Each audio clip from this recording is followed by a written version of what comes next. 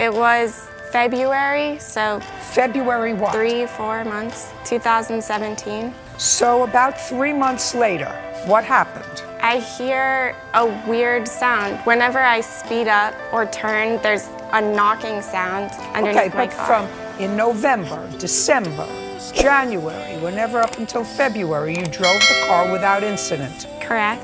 And in February, this 14-year-old car with 200,000 miles started to have a weird sound. Yes. And what did you do with it? And then I called my dad and I made a recording of the sound and I said, Dad, like, what is this sound? He said, What does your father do for a living? He's an architect, but he used to work on cars as a hobby, like when he was growing up. Keep going. So I asked him, is this bad? And he said, yeah, you need to take that to a Honda service center. And that's what you did. And that's what I did. Great.